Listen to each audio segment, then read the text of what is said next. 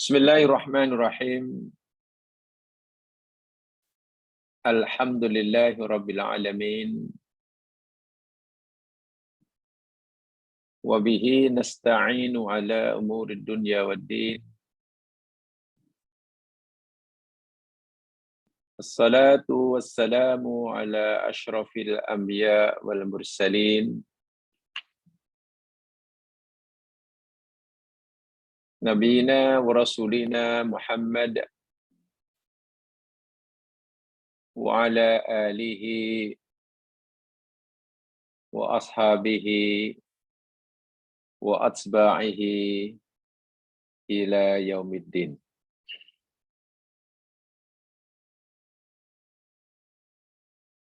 Raditu billahi rabba wa bil islami dina wa bi Muhammadin nabiyya wa rasulah. Rabbi shrah li sadri wa yassir li amri wahlul 'uqdatam min lisani yafqahu qawli. Amma ba'd.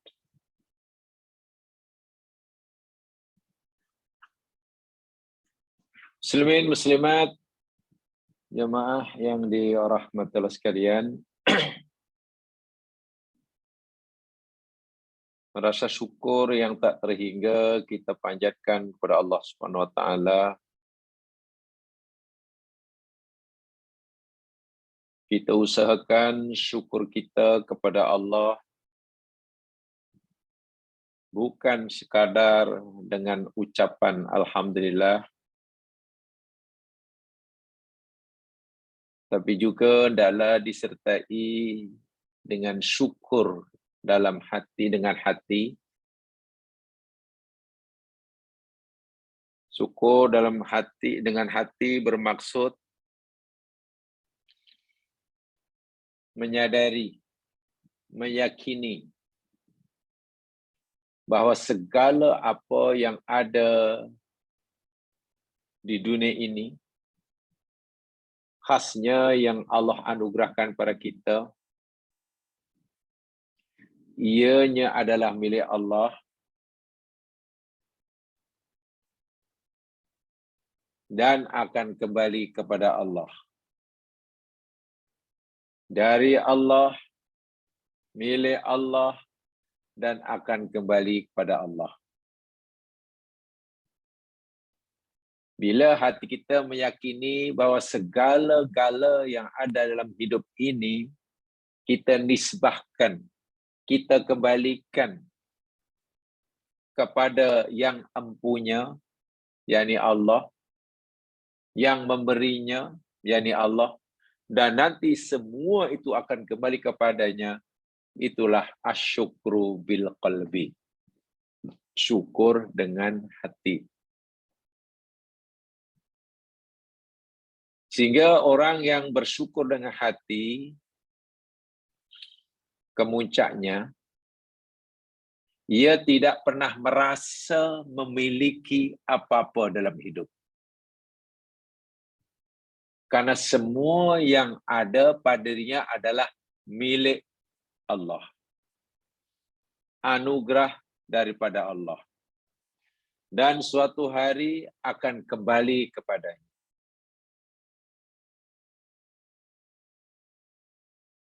Sebab itulah bila ia mendapatkan sesuatu daripada Allah, dia tidak merasa berhak mendapatkannya.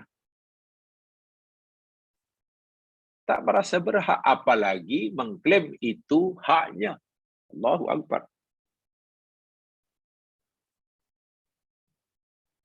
Jika kita tidak boleh merasa berhak terhadap apa yang Allah berikan, lalu bagaimana yang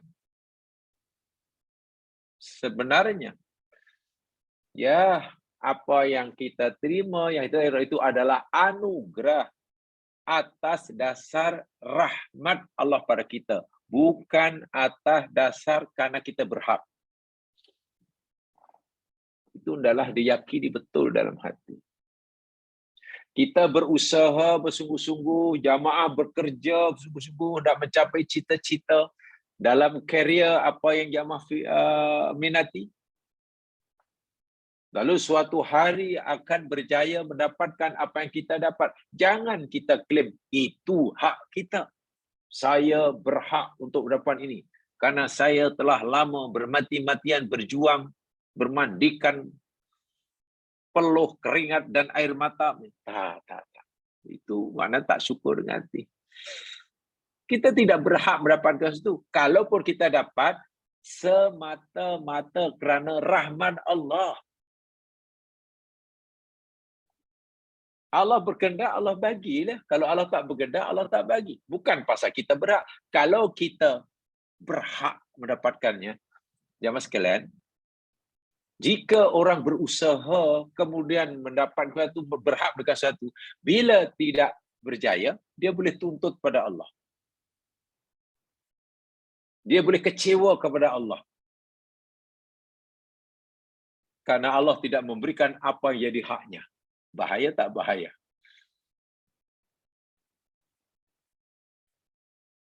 Apa kita ada hak untuk kecewa jika Allah tidak bagi apa yang kita minta? Kita tak ada hak untuk kecewa. Orang yang kecewa kerana yang diminta tak dapat, yang diusaha tak berjaya itu kerana ia merasa berhak mendapatkan apa yang diharapkan. Itu masalah. Di situlah silapnya. Bila itu yang ada dalam pikiran kita, maknanya hati kita belum syukur. Kita baru ucapkan syukurlah, ai syukur. Belum.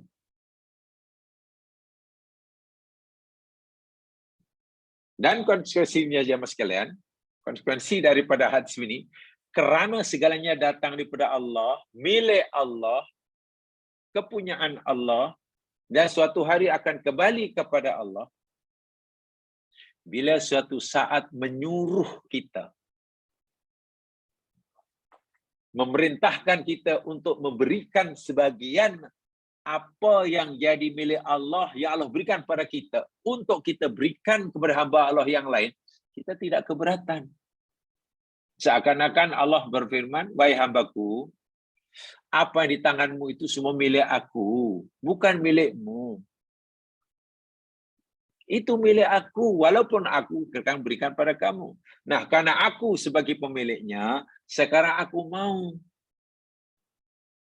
apa yang jadi milikku di tanganmu itu berikanlah sebagiannya kepada hambaku yang lain yang serba kekurangan itu.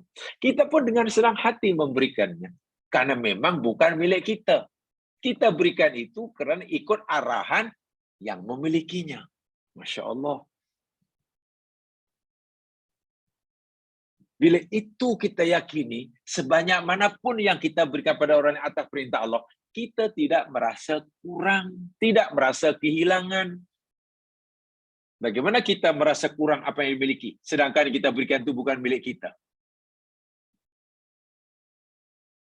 Macam mana kita merasa sayang, sedangkan yang kita berikan itu bukan milik kita, dan yang menyuruh memberikan itu pemilik yang sebenarnya?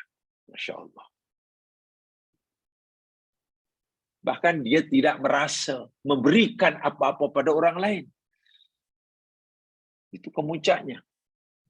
Tetapi walaupun kita tak pernah memberikan sesuatu kepada orang lain, karena bagaimana mungkin kita memberikan sesuatu yang kita tidak memilikinya? Coba fahami betul-betul. Seseorang hanya mampu memberikan sesuatu pada orang lain yang ia miliki. Masalahnya kita ini tidak memiliki apa-apa dalam hidup, karena semuanya milik Allah. Maknanya kita tidak pernah memberikan apa-apa. Jadi happy sajalah. Allah suruh bagi. Allah suruh itu, bagi. Demikian juga jika suatu saat Allah yang menjadi pemilik segala-galanya, yang ada dengan ini, Allah ambil, karena memang itu milik dia, walaupun tanpa notis kepada kita, tak jadi masalah. Kita mampu bersabar. Kita tidak akan sedih dengan kecewa, apalagi mengeluh. Bagaimana kita sedih? Allah, apa yang terlepas di tangan kita itu diambil oleh pemiliknya. Ibarat ada orang lah amanahkan barang di rumah kita. Ada orang nak bagi hadiah, katalah hadiah apalah, sempena apa ke jiran kita. Jiran pula tak ada rumah, lalu orang tu, cik, tak maaf cik ya, tumpanglah barang ini, hadiah ini daripada fulan. Suruh berikan pada jiran cik tu, tapi kerana jiran tak ada, jadi saya amanah kerja lah, saya letakkan di rumah cik lah. Nanti bila lah tuan rumah sebelah tu dah balik rumah, tolong berikan. Banyak macam tu lah. Bila kita berikan kepada jiran, adakah kita kecewa? Apa kita merasa kehilangan? Pertama, kita tidak merasa kecewa, tidak merasa kehilangan karena memang bukan milik kita. Bahkan kita puas rasanya, seronok rasanya, gembira rasanya. Karena bebanan telah lepas, satu bebanan. Kenapa? Sesuatu yang jadi hak orang lain, sekarang bukan lagi di tangan kita. Sudah kita serahkan kepada yang berhak. Itu kesan daripada syukur dengan hati. Berat, tapi mulia. So itulah, bila kita bicara tentang syukur, mari kita syukur pada Allah, syukur pada Allah. Betul, itu mudah diucap. Yalah, syukurlah ni, syukurlah. Alhamdulillah, alhamdulillah. Itu syukur dengan lidah. Hanya ucapan. Apakah tidak boleh? Boleh, tapi belum sempurna. Belum sempurna. Yang paling mustahak sekali, asyukru bil qalbi. Ingat, ini telah kita pelajari panjang lebar dahulu, beberapa tahun dahulu. Saya fikir kita masih belajar dalam keadaan yang biasa, yang normal. Kita kupas panjang lebar biasanya. Syukur ada 3 jenis, bil lisan, bil qalbi, bil lisan, dan bil amal, dengan perbuatan. Mudah-mudahan itu menjadi bahan bagi kita untuk merenung. Patutlah orang bersyukur tuh hatinya lapang tuh, iya. Lapang, sangat-sangat lapang. Ya sekalian, kita akan teruskan jadi kajian kita tentang orang-orang yang mati dalam keadaan husnul khotimah atau orang yang mati dalam keadaan syahid di luar peperangan. Kalau yang mati di medan perang dan syahid itu jelas. Ini orang-orang yang mati syahid tapi tidak di medan perang. Walaupun tingkat kesyahidannya, tingkat syahadahnya berbezalah. Yang kemudian ada istilah yang telah kita pelajari dipanggil syahid akhirat. Sebab ada syahid dunia akhirat, ada syahid akhirat sahaja, ada syahid dunia sahaja. Yang kita pelajari ini, selain yang mati di medan perang itulah, syahid akhirat sahaja. Artinya di akhirat akan mendapatkan ganjaran sebagaimana orang mati syahid. Walaupun tentu berbeza dengan ganjaran yang Allah berikan buat yang mereka yang mati syahid dunia akhirat. Dan keenam yang kita pelajari minggu lepas, yakni karena taun, penyakit taun atau wabak pandemik. Kalau bahasa sekarang, taun itu sudah dikatakan sebagai pandemik. Penyakit yang melanda, merebak dengan pantas, dan tanpa batasan. Semua. Orang sini, orang sana, tempat sini, tempat sana, benua sini, benua sana. Ya, macam COVID lah. Dahulu yang terkenal taun. Taun. Dan ini, orang yang mati karena tahun ini. Sebab itulah fatwa muasyarah tempoh hari dikeluarkan oleh Satuan Ulama Dunia, banyak ulama Arab Saudi, termasuklah fatwa yang dikeluarkan oleh Jawatan Mufti Wilayah Persekutuan. Saudara-saudara kita yang meninggal akibat terjangkiti COVID-19 dikira mati syahid. Syahid akhirat. Artinya di dunia ia diperlakukan jenazahnya dalam diuruskan sebagaimana jenazah orang-orang yang mati biasa. Ya, dimandikan, dikafankan, disolatkan, kalau mungkin dimandikanlah, kalau memungkinkan. Jemaah sekalian, ada satu hadis yang tempoh hari belum sempat saya sampaikan untuk menjelaskan poin yang ke-6 ini. Ya.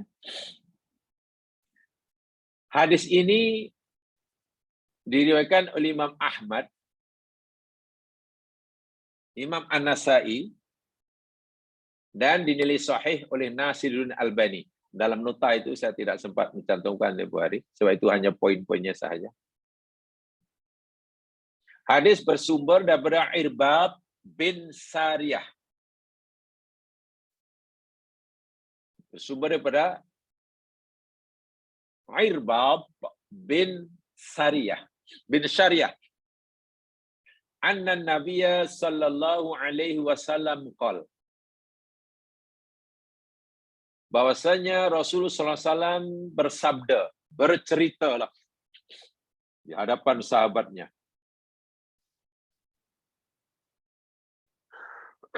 Alhamdulillah. Apa kata Nabi? Apa cerita Nabi? Yahtasimus syuhada wal mutawaffawna ala furushihim ila rabbina azza wa jalla.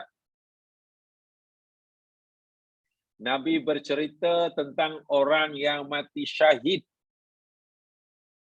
yang gugur di medan perang melawan orang kafir, dan orang yang meninggal di atas katilnya, di atas tempat tidurnya, mengadu kepada Allah Subhanahu wa taala perihal mereka yang mati kerana taun. Jadi ada orang yang mati di jalan Allah.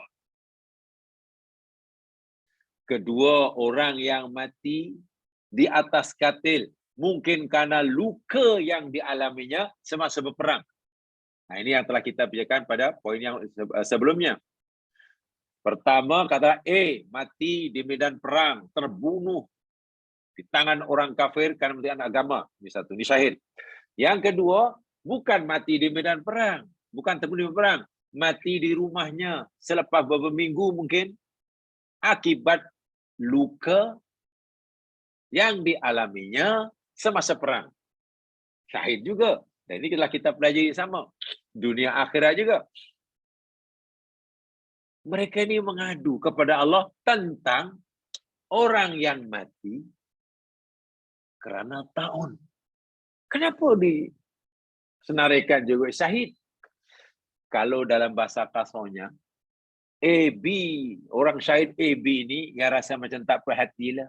Ya Allah, kami syahid, kata A. Kami pun syahid, itu kata. Tapi macam mana ni C ni? Perang pun tidak. Mati akibat luka yang menimpanya masa perang pun juga tidak. Ini matinya kerana penyakit. Kerana taun. Dia mengadu macam, ya kalau bahasa kasarnya, dua A dan B ni, macam ni macam tak puas hatilah. Kalau C pun, yang matinya bukan perang, matinya bukan kerana luka dan perangan, tapi mati kerana penyakit. Wabak penyakit pandemik ini, disenaraikan sebagai syahid. Fayaqulu syuhada, orang-orang yang confirm mati syahid ini, kata A dan B, dia mengadu pada Allah begini, ikhwanuna kutilu kama kutilna. Kata A, ya Allah, ni saudara-saudara kita ni mati, ya Allah, seperti mana mati kematian kami. Hanya saja kematian kami terbunuh di medan perang. Yang kawan kita ini mati di atas katilnya, tempat tidurnya, berpunca daripada luka yang dialami di medan perang. Faham dia? Jadi kami ini syahid. Kata A, kami syahid. B pun syahid. Wa yaqulun al-mutawaffawna ala furushihim. Dan berkatalah, ni, saudara, sedangkan menurut yang meninggal di atas tilam itu, saudara meninggal di atas katil karena taun. Macam mana tu? Ni, yang mati di atas katilnya ini. Dan matinya bukan karena penyakit, karena taun. Fayaqulu Rabb. Lalu apa jawab Allah? Seakan-akan A dan B ni macam tak puas hatilah. Takkanlah C pun syahid. Mati kerana penyakit. Di katil hospital pula. Bukan pasal perang. Ya, macam seakan begitulah A dan B ni tak puas hati. Apa jawab Allah? Unzuru ila jirahihim. Allah Subhanahu wa taala menjawab, perhatikan. Cuba kamu perhatikan kepada kepedihan, rasa sakit, luka yang mereka alami kerana tahun itu. Maksudnya coba kamu fikir. Kepedihan, rasa sakit yang dialami oleh C yang matinya karena penyakit tadi. Tahu, sakitnya maskilan. Kan orang ditimpa wabak penyakit itu sebelum matinya mengalami kesakitan yang luar biasa. Apalagi obat tidak ditemukan. Sakit. Sangat-sangat sakit. Fa in ashbahat jirahuhum jirahal maqtulin fa innahum minhum wa mahum. Jika luka mereka atau rasa kepedihan mereka menyerupai kepedihan yang dirasai oleh kamu yang gugur di medan perang, kamu yang mati di atas katilnya karena luka yang diakibat peperangan, kalulah sama, kepedihannya sama. Fa innahum minhum. Ya, orang-orang itu samalah dengan kamu. Memahum sama kamu. Sama, statusnya sama. Ya tentulah yang maha tahu Allah kan. Allah tahu, orang yang terbunuh di medan perang itu sangat pedih, sangat menyakitkan. Orang yang mati akibat luka yang diterima, walaupun matinya di atas katil, akibat luka yang didapat di masa perang, pun menderita kesakitan. Dan orang yang ditimpa penyakit taun, pandemi, itu pun menderita. Jadi sama, Allah tahu ini sakit, ini sakit, ini sakit. Kamu sakit dan sabar kerana Allah. Kamu sakit dan sabar kerana Allah. Yang C pun sakit dan sabar kerana aku. Samalah kalau begitu. Seakan-akan Allah kata, jika aku bagi gelar kepada kamu syahid, maka pada C pun, ya aku beri gelaran dia syahid. Walaupun tentunya kita sudah maklum, tingkat kesahitannya tidak sama. Faida jirahum qad asbahat jirahum. Ya, akhirnya karena sama itulah. Masya Allah. Jadi di sini rupanya Allah meletakkan satu tanda aras. Yang sebagai jadi tanda aras penentu kesahitan seseorang yang mati karena tahun itu, yakni bukan cara kematian, bukan sebab kematian, tapi rasa sakitnya, kepedihan sakitnya. Allahu Akbar. Dari hadis ini ya Mas Tian, ada pensarah hadis, ulama hadis kemudian memahami begini. Bila kita sakit dan sabar, setelah itu dapat pahala. Dapat pahala. Bila kita sakit dan sakitnya lebih teruk daripada sakit yang tempoh hari, dan kita bersabar, pahalanya lebih besar. Bila orang kita ditimpa sakit dan sakitnya sudah level tinggi, wah sudah sangat legal tingkat yang tinggi lah, maksimum lah, dan kita sabar, ganjarannya lagi besar. Lagi besar. Bahkan jika kita meninggalkan penyakit yang sangat menyakitkan itu, dan kita dengan sabar, kita diiktiraf sebagai syahid. Tengok, Allah ni maha adil. Jadi ganjaran orang yang sabar itu kepada penderitaan itu pun rupa-rupanya tidak sama. Orang yang sabar terhadap penderitaan yang menimpanya, tapi penderitaan itu hanya tingkat biasa, ada pahala dia. Ada. Orang yang sabar ke atas penderitaan yang menimpanya, dan kali penderitaan itu sudah peringkat menengah, wah, sudah makin berat, pahalanya ada lebih besar daripada yang pertama. Orang ditimpa sakit yang sangat teruk, menyakitkan selama sakit, tulang sakit, gerak sakit, cakap sakit, celik mata sakit, semua sakit. Makan sakit, tak makan sakit, duduk sakit. Memanglah. Karena mungkin kuman, virus yang sudah menguasai tubuh, memakan setiap sel, satu persatu sel dalam tubuh mati, luar biasa sakitnya. Dan dia sabar, ganjarannya sangat-sangat besar.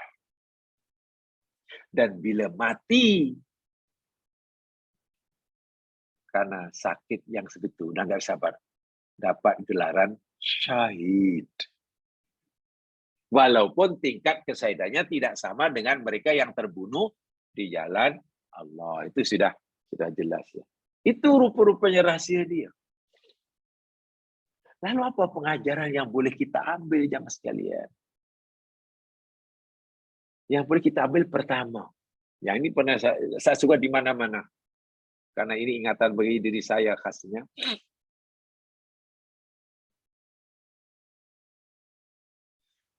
Bila Allah timpakan musibah, kesusahan hidup, atau penyakit apa jenisnya, ya sekalian, sebetulnya kalau kita melihat dengan kacamata agama,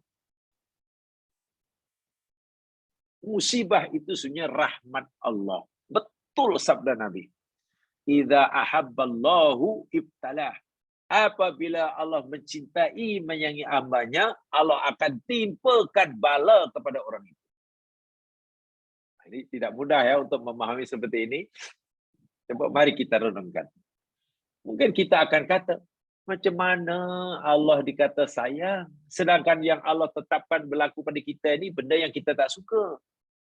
Sakitlah, susahlah ini. Bila Allah sayang, tentulah apa yang Allah tetapkan buat kita, apa yang kita suka. Ini Allah berikan pada kita apa yang kita suka. Sayang apa itu? Itu cara berfikir yang ya duniawi lah. Tapi kalau kita berfikir dari aspek agama, menggunakan kacamata agama, Allahu Akbar. Berikan hadis tadi. Jika Allah bagi kita sakit biasa dan kita sabar, ada pahala. Bila Allah bagi kita sakit dan sakitnya agak sedang, lebih tinggi lagi, dan kita sabar, pahalanya lebih. Bila Allah bagi kita penyakit yang luar biasa pedih dan sakitnya, bahkan menyebabkan kematiannya, sebelum mati mana menderita yang luar biasa, dan dia sabar, ganjarannya berganda-ganda berbanding ganjaran Allah berikan pada yang pertama tadi. Bermakna musibah yang Allah timpakan kepada hambanya, dalam hal ini penyakit lah contohnya, itu adalah peluang bagi hamba itu untuk mendapatkan ganjaran yang besar. Semakin parah sakitnya, tapi dengan syarat sabar ya, makna semakin besar ganjaran yang Allah sediakan. Coba kalau kita lihat seperti itu. Orang bukan hanya mampu bersabar karena penyakitnya. Bahkan orang akan mampu ridha dengan ketetapan Allah. Paling tinggi orang mampu bersyukur. Nah, ini yang saya pernah ceritakan, dan mungkin ada ramai jamaah yang ikut kelas saya di tempat yang lain. Khasnya hari Rabu, mungkin ada yang mengikuti saya. Kita berbicara dulu asyukru alal musibah. Syukur terhadap musibah. Tajuknya memang bunyinya pelik. Syukur terhadap musibah. Biasa kita disuruh sabar terhadap musibah. Itu biasa. Yang terhebat, syukur terhadap musibah. Kalau kita disuruh sabarlah, sabarlah, itu memanglah itu yang paling sederhana. Hukumnya wajib. Boleh ditingkatkan jadi ridha. Lebih tinggi. Walaupun hukumnya sunat. Sabar terhadap musibah, wajib. Ridha terhadap musibah, sunat. Tapi pahalanya lebih besar daripada sabar. Syukur terhadap musibah, hukumnya sunnah, tetapi pahalanya yang mampu melakukannya jauh lebih besar berbanding pahala yang Allah berikan pada mereka yang hanya mampu bersabar terhadap musibah, yang hanya mampu ridha. Kan itu yang paling tinggi. Bahkan jika mati kerana penderitaan yang dialami oleh sebab penyakit yang menimpanya, dia sabar hingga kematiannya, ia mendapat title syahid. Subhanallah. Subhanallah. Allah Maha tahu ya, yang mengukur kan Maha tahu lah. Kan ada orang kan macam dia tu, oh dia sakit biasa. Agar orang ceritakan, dia apa? Sakit biasa je. Sakit biasa. Ya mungkin makan jadi kurang lah, makan pahit itu je lah. Biasa. Ya insyaAllah dalam 2-3 hari keluar hospital lah. Yang kawan kita macam nak, ya penyakitnya agak berat sikit lah. Yang kawan dia seorang tu berat sikit, ini sudah 1 minggu, bapaknya belum boleh untuk discharge katanya. Masih tak tahulah doktor. Tapi taklah parah sangat, taklah kritikal. Oh. Apa yang kawan kita? Oh, yang kita tahulah. Yang kita doktor kata dah tak ada harapan. Doktor pernah bisik kepada ahli keluarganya, dia kata hanya 50% saja can untuk sembuh. Macam-macam doktor bagi ubat. Bukan obat untuk menyembuhkan penyakitnya, hanya obat tahan sakit. Hari-hari bagi obat, bukan obat untuk merawat sakitnya, tahan sakit. Karena bila tak bagi obat, dia tak tahan. Maknanya parah. Ya, parah. Ada harapan untuk sembuh? Doktor kata hanya 5%. Sebab itulah doktor lebih baik bawa rumah aja lah, bawa balik ke rumah aja lah. Wah, kalau doktor suruh balik ke rumah mana? Parah tu, mana sudah maksimum tu. Bila ia sabar, Allahu Akbar. Pahalanya lebih besar daripada hanya mereka yang demam biasa. Selsema biasa. Penyakit kudis. Atau sakit apa namanya. Faham ya? Begitu. Rasul sallallahu alaihi wasallam. Nah, satu lagi hadis yang sekalian tentang taun ini. Ya, kalau dalam bahasa moden, apa yang baru-baru ini saya katakan, termasuk COVID itulah. COVID-19 tu. Ya, itu ada persamaan dengan apa yang disebut oleh Nabi taun itu. Sebab taun itu lebih akan yang Tuhan kita akan jadi penyakit yang berlaku meluas, merata. Ya, wabak lah, penyakit lah. Pandemik lah. Dah pergi ke pandemik. Ada satu hadis, dan dalam ini diyakini benar kan sabda Nabi ya. Hadisnya sahih, riwayat Imam Al-Bukhari. Riwayat Imam Al-Bukhari. Daripada Aisyah radhiyallahu anha, isteri baginda Nabi sallallahu alaihi wasallam. Katanya begini, Aisyah pernah berkata, qalat sa'altu Rasulullah sallallahu alaihi wasallam. Aku pernah bertanya kepada Rasulullah sallallahu alaihi wasallam. Anit ta'un. Tentang penyakit wabak penyakit ta'un. Ya, tahun lebih ataupun kita apa namanya apa ya, terjemahkan wabak aja. Dalam bahasa Arab wabak ya, bahasa Melayu pun mungkin wabak ya. Wabak atau jarif. Bahasa Arabnya wabak atau jarif. Taun itu termasuk wabak atau jarif. Ya. Tadilah jadi penyakit, wabak penyakit yang menyerang, jangkiti masyarakat luas, ramai, secara umum, merata di pelbagai tempat dan daerah. Ya, yang terbaru COVID-19 itulah. Aku pernah tanya kata Aisyah kepada Rasulullah tentang taun ini macam mana ni? Apa sebenarnya taun ini? Fa'akhbarani, lalu baginda Nabi memberitahu aku. Annahu adzabun yab'athuhu Allahu ala man yasha. Wahai Aisyah, taun itu adalah salah satu daripada jenis azab Allah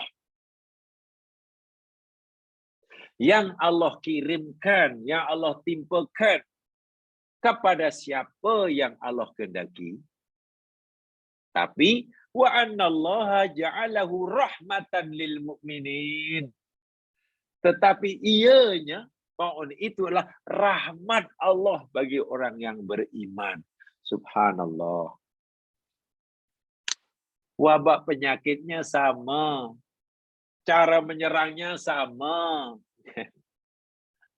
Rasa sakit yang dialami oleh yang diserang dijangkiti sama. Mungkin obat yang digunakan oleh dokter untuk merawatnya sama. Mungkin sama. Tapi bila penyakit ini, wabak penyakit ini menimpa orang kafir, namanya azab. Nabi kata ini. Dan bila yang tertimpa itu orang mukmin, Nabi tak sebut azab, Nabi sebut rahmat. Allahu Akbar. Inilah yang saya kata, macam mana nak memahami, macam mana nak merasakan bahawa taun atau wabak penyakit yang meluas ini, ya pandemi ini, rahmat.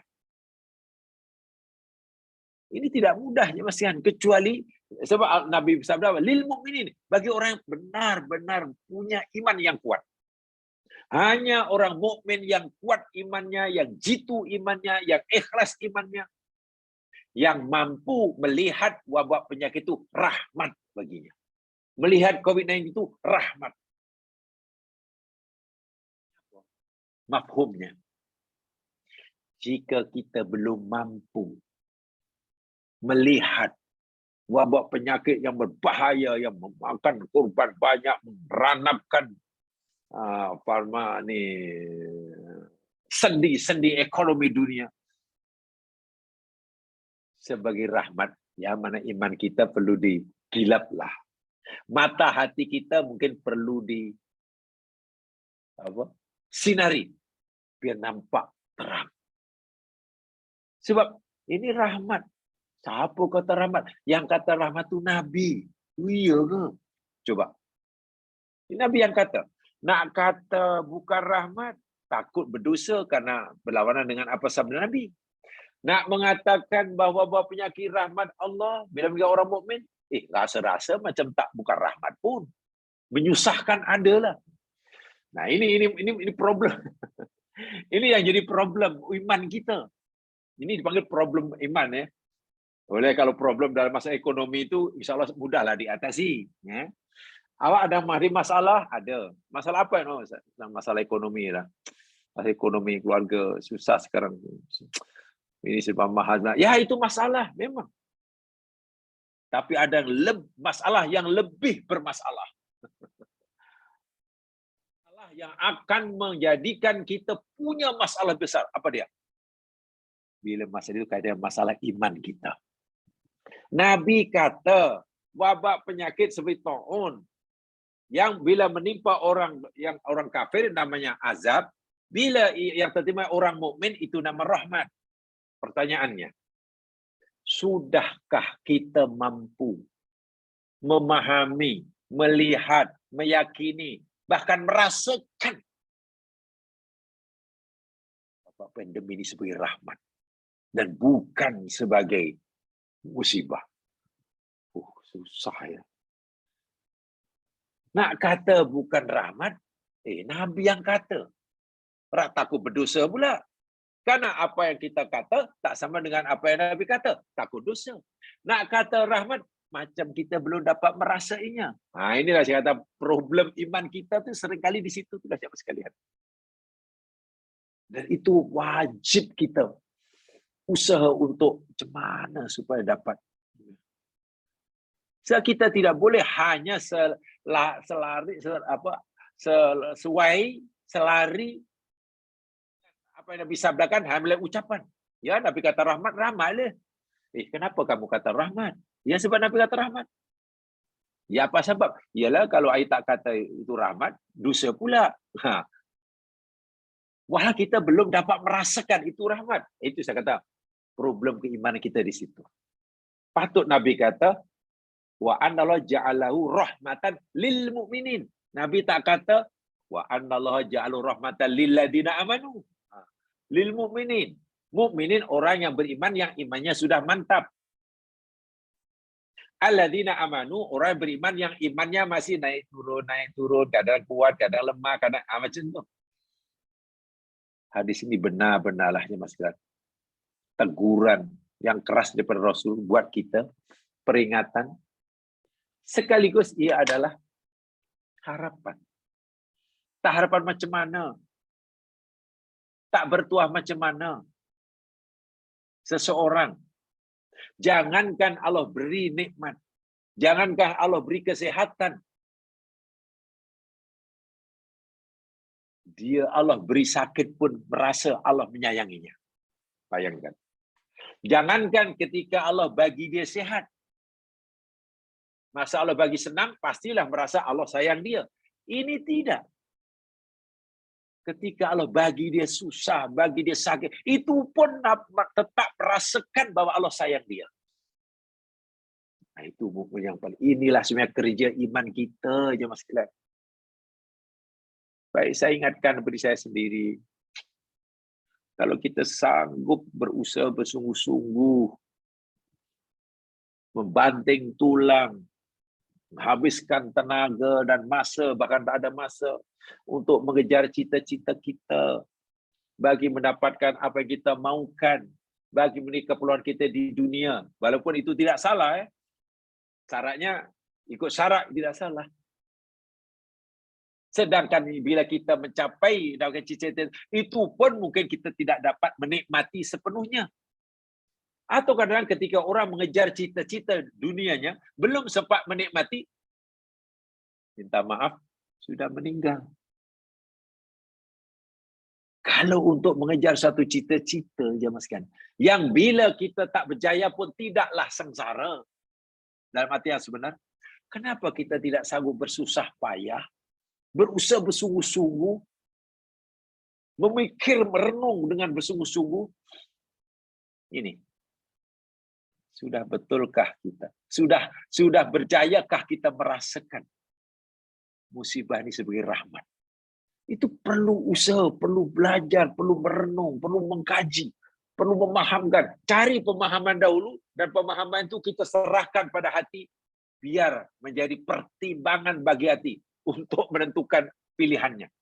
Sebab hati ini perlu bahan, ibarat hakim yang sebenarnya, ibarat hakim di mahkamah untuk memberikan menjatuhkan putusan orang ini salah atau tidak salah, yang dibawa ke mudah pengadilan ini dia lebih salah ke atau tidak salah ke, dilepaskan dan dibebaskan ke atau dilepaskan tanpa dibebaskan ke, dihukum atau tidak, ya hakim perlulah masukan.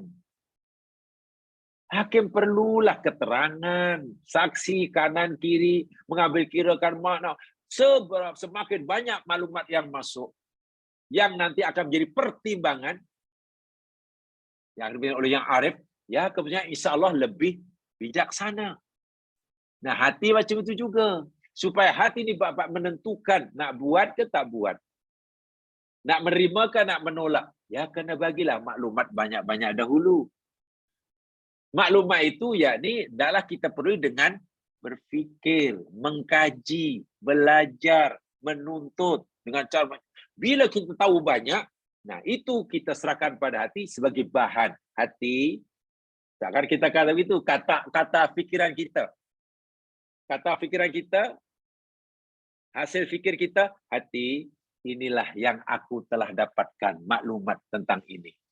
Ini begini. Nah, sekarang aku serahkan pada kamu untuk kamu jadikan pertimbangan bagi kamu nak menentukan sikapmu, nak percaya atau tidak, perasa atau tidak, betul atau tidak. So, hati itu fungsinya Mas sekalian. Dan ini perlu masa, perlu usaha bersungguh-sungguh, saya kata tadi. Sebab kalau orang nak mengejar cita-cita pun kadang sudah lupa waktu, lupa ini, kadang lupa makan. Takkanlah benda yang seperti ini kita tidak mau berusaha payah. Walhal ini, bila kita tak mendapatkannya, gagal mendapatkannya, kerugian yang menimpa kita ni subhanallah.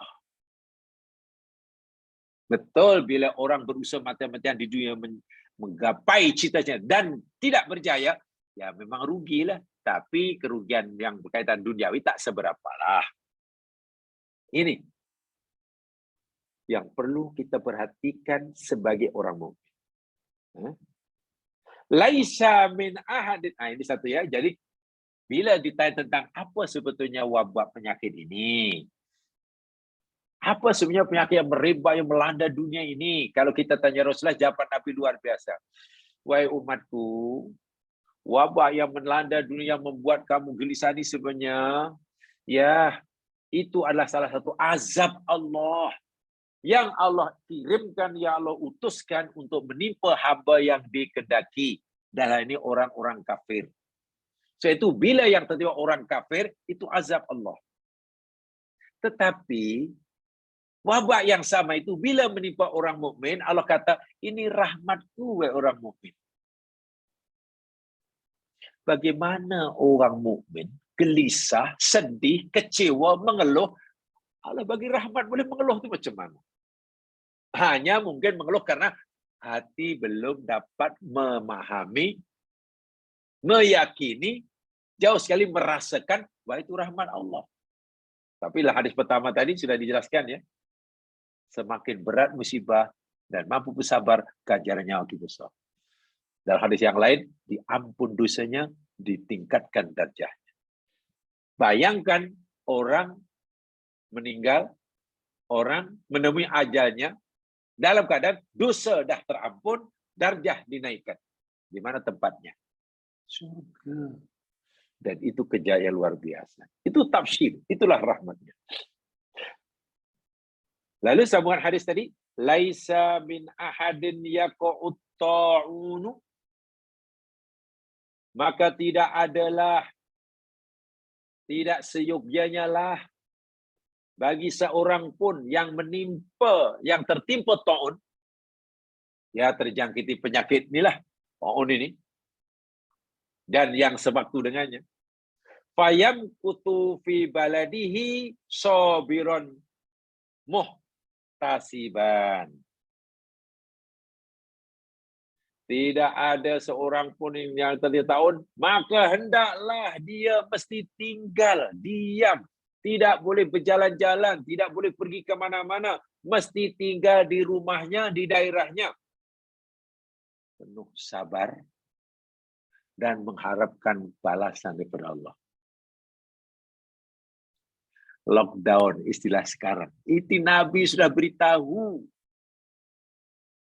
Bila wabak itu menjangkiti suatu kaum, berada suatu tentu, Nabi arahkan.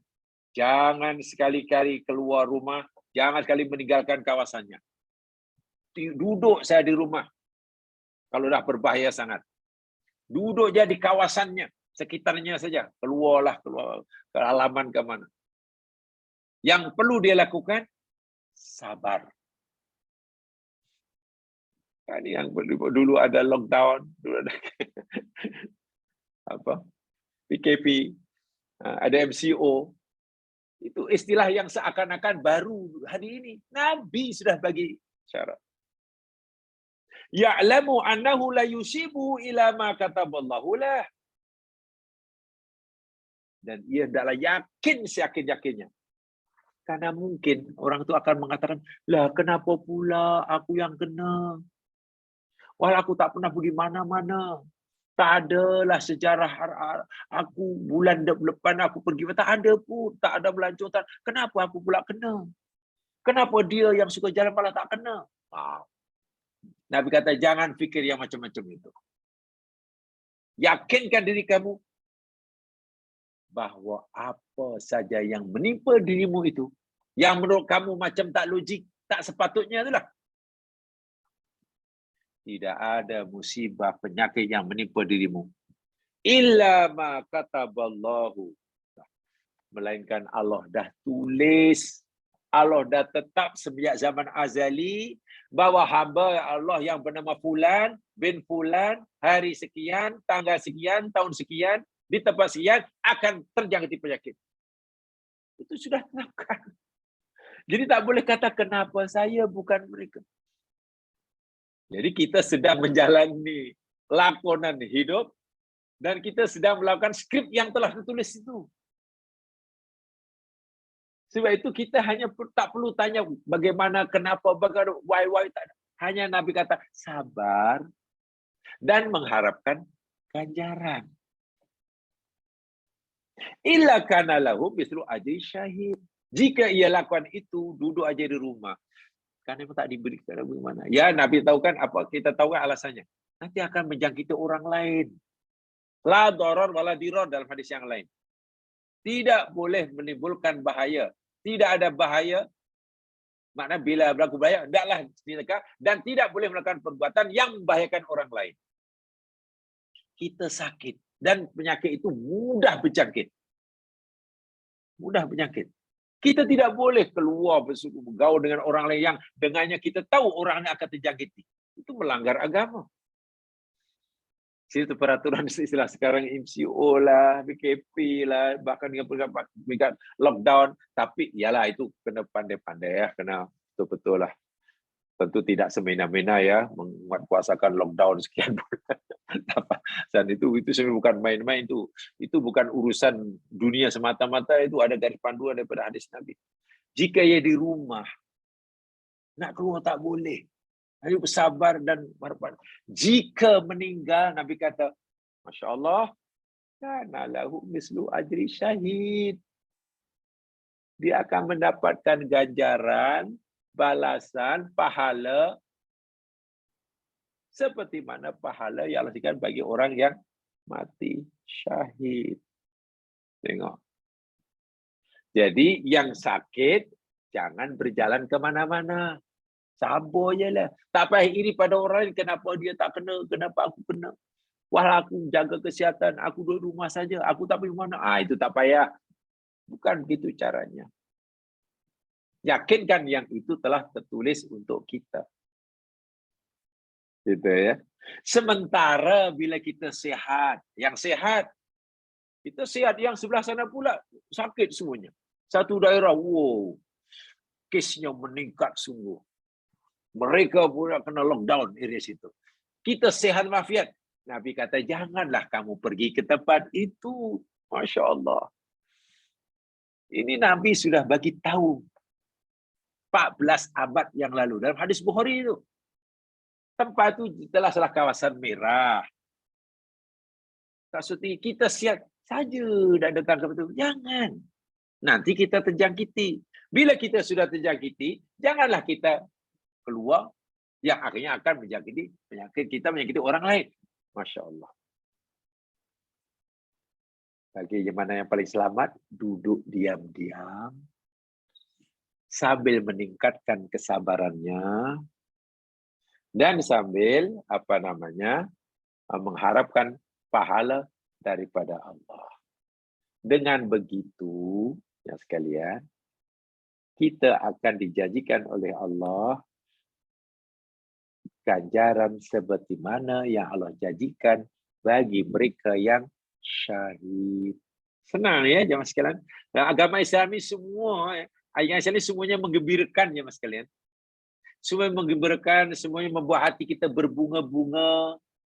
Semuanya agama Islam ini semuanya memberikan harapan. Ha? Setiap orang sentiasa diberi harapan masa depan cerah. Dalam bahasa dipanggil tabsyir. Hatta ketika berlaku musibah yang teruk pun Islam datang memberikan kita. Motivasi Islam sangat-sangat dahsyat.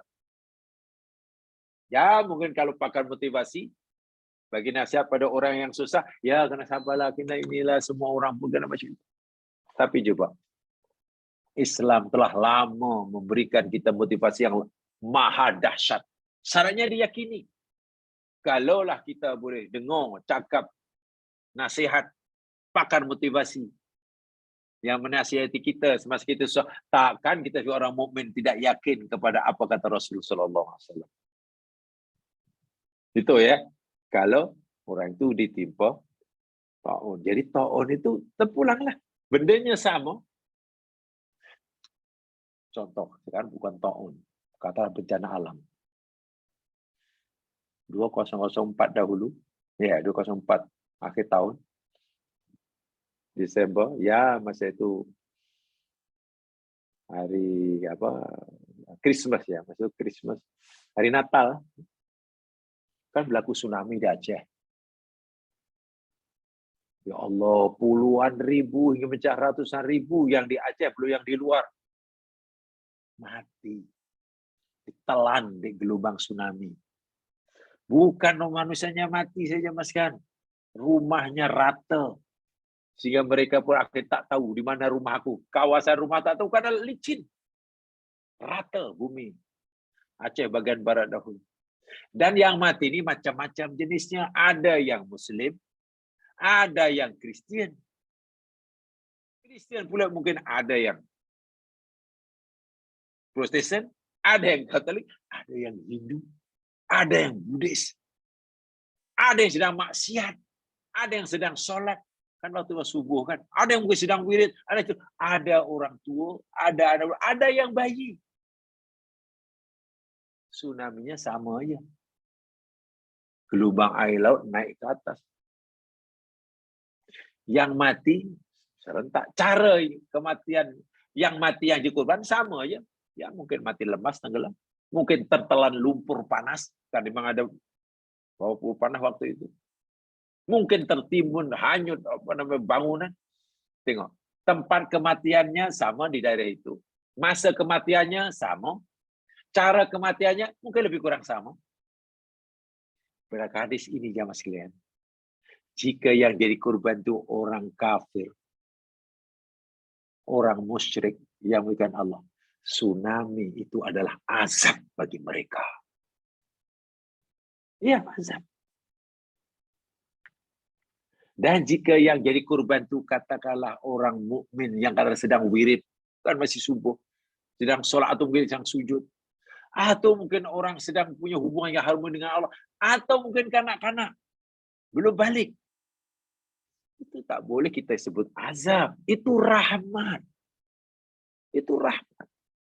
Seperti mana kematian seorang anak kepada orang tua yang soleh, matinya pula dibunuh oleh Khidir.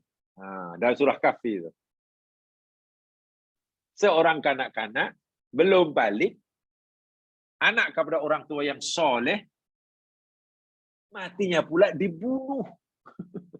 Bukan mati aksiden, dibunuh oleh Khidir. Apa kematian itu musibah bagi orang tuanya? Coba.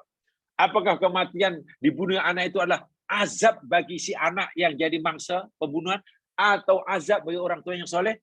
Quran kata dalam surah Kahfi, tidak. Itu rahmat Allah. Itu contoh yang mudah untuk ngomong. Nah, masalahnya nak meyakinkan kita dan merasakan kita manusia itu rahmat, itulah yang perlu, saya kata tadi, perlu berfikir, perlu merenung, perlu belajar. Tidak mudah ya. Adapun tadi saya katakan, ya, bila kita sakit, ya sudah duduk rumah saja, jangan pergi mana-mana, Nabi kata. Jangan. Demikian juga dalam hadis yang lain riwayat Bukhari Muslim,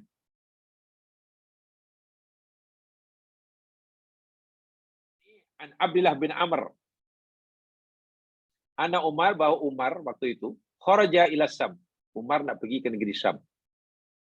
Falamma jaa sarqa balaghahu ja'a sarqa balaghahu annal waba qad baqa bisyam. Setelah meninggal Madinah, di tengah jalan ada berita yang disampaikan pada Umar bahwa di negeri Syam yang di sini yang nak tuju itu telah berlaku wabak, penyakit yang mudah berjangkit, penyakit mudah dan merata. Fahbaru Abdurrahman bin Auf, memberitahu pada Umar bin Khattab sebagai khalifah, wahai khalifah, Rasul sallallahu alaihi wasallam pernah bersabda, aku pernah mendengar Nabi bersabda, idza sami'tum bihi bi ardin fala taqdamu ilaihi. Apabila kamu mendengar satu wabak penyakit berlaku melanda di suatu daerah negeri, maka jangan kamu pergi ke tempat itu. Tengok. Dah diberitahukan di negeri itu berlaku penyakit yang mudah berjangkit, janganlah tak payahlah melancong ke negeri itu. Batalkan saja untuk sementara, urungkan niat untuk melawat negeri itu. Nabi yang kata jangan duduk aja rumah. Duduk elok-elok kat rumah. Wa idza waqa'a bi adil wa antum biha, dan jika berlaku wabak penyakit di tempat itu dan kamu berada di tempat itu, fala takhruju firaran, kamu janganlah keluar meninggalkan tempat itu. Kita berada di satu kawasan, jika itu berlaku penyakit berjangkit, Nabi larang, jangan kamu keluar ke tempat lain. Nanti kamu membawa pula, menjangkitkan pula. Sementara orang lain di luar, jangan mendatangi tempat itu. Apalagi Umar dengar Abdurrahman bin Auf bagi tahu hadis Nabi ini, Umar pun memutuskan, batalkanlah, tak jadi pergi ya, balik semula ke Madinah. Ini maknanya ikhtiar. Ini maknanya pilihan terhadap qada Allah. Nah, itu telah kita pelajari juga dahulu bab qada Allah ya, panjang lebar dahulu kita cerita qada Allah. Jadi qada yang seperti ini kita diberi kebiasaan untuk memilih. Dia diberi kebiasaan untuk memilih kan. Namanya kan qada mu'alaq namanya ini. Kalau pergi juga ke kawasan yang ada penyakit, mungkin kita sakit. Dan bila kita sakit, itu pun qada Allah. Bila kita membatalkan niat kita, balik sajalah. Duduk aja di rumah, tak payah pergi tempat itulah. Dan kita sihat, itu pun qada Allah. Sekarang kita disuruh pilih. Seakan-akan Allah suruh kita memilih. Wahai hambaku, kamu nak pilih qadamu yang mana? Bila kamu pergi tempat itu, aku ketetapan kamu sakit. Dan itu qadaku. Tapi bila kamu mengelakkan diri kamu, balik ke rumah, duduk dia di rumah, aku tetapkan atas kamu sihat. Itu pun qadakku juga. Sekarang kamu pilih mana? Qadak sakit atau qadak sihat? Inilah yang tempoh hari orang buat marah tu macam tu kan ya Mas Kiran. Dah jelas, jangan takut kepada corona. Itu makhluk Tuhan, makhluk Allah. Kita masih takut kepada Allah, bukan takut pada makhluknya. Itu makhluk perlu makanan juga, ada rezekinya. Kenapa masjid ditutup? Tak boleh solat. Jika Allah kendaki mati, dimanapun kita akan mati. Kalau Allah kendaki kita tak sakit, tak mati pun, walaupun corona berada pun tak akan mati. Jangan takut COVID. Takutlah kepada Allah. Wah, itu. Dan yang menyampaikan itu kadang orang yang dipakai tahu agama. Ramai pula yang percaya. Sayangnya waktu itu mungkin kalau cakap depan orang ramai mungkin ada yang tanya lah. Bahkan kalau saya dengar mungkin saya tanya itu, okeylah Tuan, saya ikut apa kata Tuan. Tapi boleh tak Tuan bagi contoh dahulu? Karena masing-masing itu ada rezekinya dan semua itu ciptaan Allah. Tak boleh takut kepada itu tapi takut kepada Allah. Sebab kita boleh tanya orang itu. Tuan berani tak masuk ke kandang rimau yang sedang kelaparan tu? Itu ada di zoo tu ada rimau di kandang dan kira kelaparan tu lambat nak bagi makan. Tuan berani tak masuk ke tempat rimau yang lapar tu? Yalah kalau Allah kendaki tak mati, Tuan pun tak mati di bang rimau. Kalau Allah kendaki mati, mati dia. Nah, matilah. Sekarang Tuan masuklah. Katanya tak perlu takut rimau.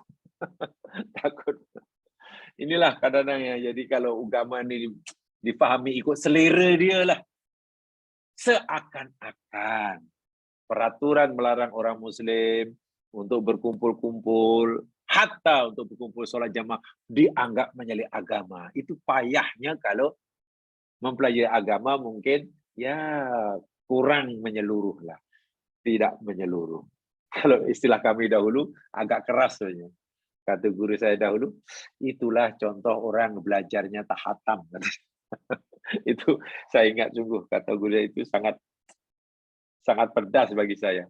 Kita belajar agama tak hatam, ini kan kasihan kan macam ya sebetulnya kurang lengkap lah gitu, ya?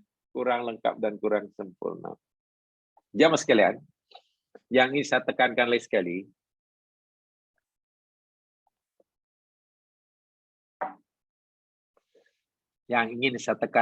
sekali, yakni hadis Nabi yang saya bacakan sebelumnya tadi, daripada Aisyah tadilah.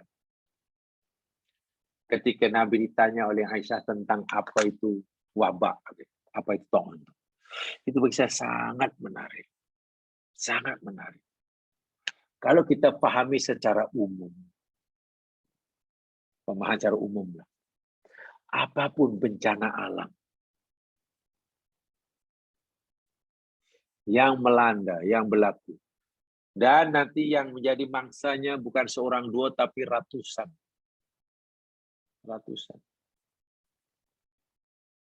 Dan yang menjadi mangsanya itu ada yang mukmin, ada yang kafir. Janganlah kita berkesimpulan yang buruk sahaja. Saya masih ingat sungguh. Mungkin jamaah pun masih ingatnya. Ini bukan perkara biasa sebenarnya jamaah sekalian. Ini perkara yang serius. Ketika berlaku bencana di belahan dunia yang lain.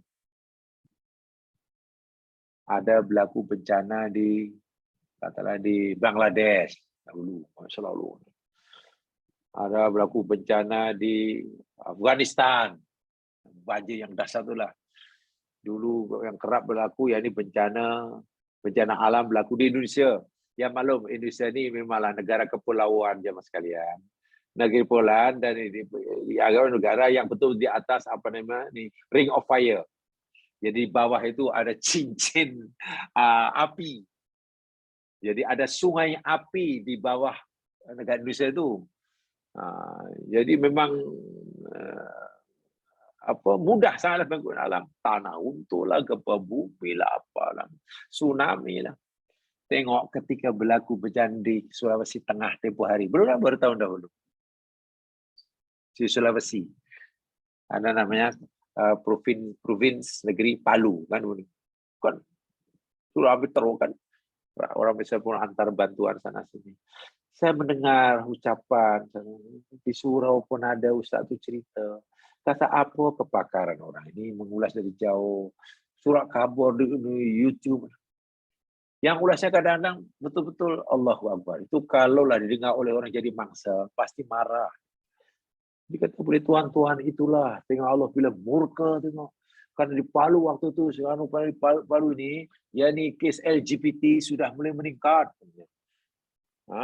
LGBT di Palu sudah meningkat, dan itu azab Allah subhanahu wa ta'ala. Akan tengok bila Allah sudah marah, sudah murka. Dan saya masih ingat tahun 2004 pun. Banyak khotib-khotib yang punya khutbahnya berkomentar pada semuanya. Bila Allah sudah murka, ranaplah segalanya. Kenapa tidak dibaca hadis Nabi ini secara sempurna, secara utuh maksudnya? Ya, kalau yang tertimpa itu adalah orang kafir, orang musyrik, itu memang bukti kemurkaan Allah, azab itu. Tapi bila yang dimaksud itu orang mukmin, bayi yang belum balik, takkan itu sebagai bukti kemurkaan Allah dan azab Allah. Kan Nabi kata itu rahmatnya. Gitulah. Jadi maksud jangan dipukul rata. Gitulah. Jangan dipukul rata. Jadi kita boleh takut. Betul, bila berlaku tsunami, kita boleh takut. Takut jika ia menimpa kita dalam keadaan kita tidak betul kepada Allah. Itu yang boleh kita takuti. tertimpa musibah, dan keadaan kita dalam keadaan yang tidak baik. Itu yang kita paling takut. Yang paling kita takut. Sebab kalau kita dalam keadaan maksiat, dalam keadaan iman lemah, tertimpa musibah, boleh jadi itu azab. Sebab itu kita takut. Nah, sebab itulah kenapa Islam suruh kita istiqomah dalam iman. Istiqomah dalam berbuat baik. Qul la ilaha illallah summastaqim, kata Nabi. Ucapkan la ilallah, kemudian istiqamah. Innal ladzina qalu rabbuna Allah summastaqamu. Sesungguhnya orang beriman kepada Allah dan istiqamah. Bila kita sudah melakukan kebaikan, amal walaupun sedikit, kita berusaha terus. Ada rahsia dia. Kenapa mesti istiqamah dalam melakukan kebaikan? Tak boleh sekejap ada, sekejap tak ada. Kenapa? Pertama, al-a'malu bi khawatimiha, kata Nabi. Amalan itu, amalan seorang hamba itu yang akan dinilai oleh Allah, yakni khawatimiha, yang hujungnya, penghujungnya. Ada orang baik, Masya Allah, tahun-tahun terakhir sebelum matinya, tukar dia pula, buat pusingan you, mati saya itu. Wa'iyadzubillah. Su'ul khotimah. Itu yang kita takuti. Yang keduanya, bila kita istiqomah dalam beramal, katakanlah ditakdirkan kita tertimpa musibah, tanah runtuh ke, gempa bumi ke, terperangkap dalam kebakaran hutan ke, tenggelam, terbenam dalam kapal yang kita tumpangi ke, jatuh kapal terbang ke, atau terhadap penyakit yang Allahu Akbar, hanya 2 hari kemudian menemui ajal ke. Bila kita istiqamah, musibah-musibah yang menimpa kita, yang menjadi kematian kita itu, kita di musibah dalam keadaan baik. Dalam keadaan iman kita kuat. Maka musibah itu bukan azab. Musibah itu adalah rahmat. Jika 1 minggu kita mengalami penderitaan hidup karena musibah yang menimpa, karena kita dalam keadaan baik, Allah pandang kita hamba yang baik, kita sabar, kita muhtasib, akan pahala.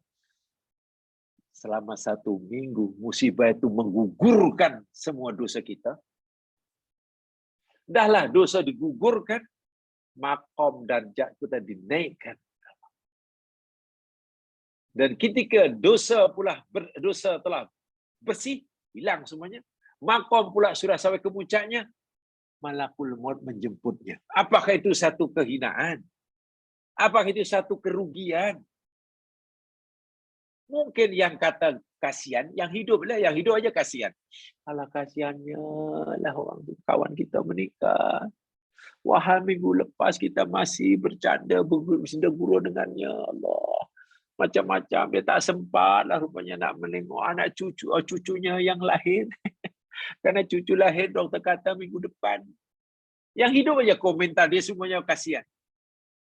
Kasihan dia itu, cita-citanya bagus, tak kesampaian. Bahkan setelah mati, ditengok-tengok di laci rumahnya, ada 4 tiket untuk melancong belum dapat digunakan.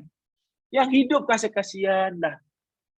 Rupanya, bahkan mungkin keluarnya ada yang merasa kempunan.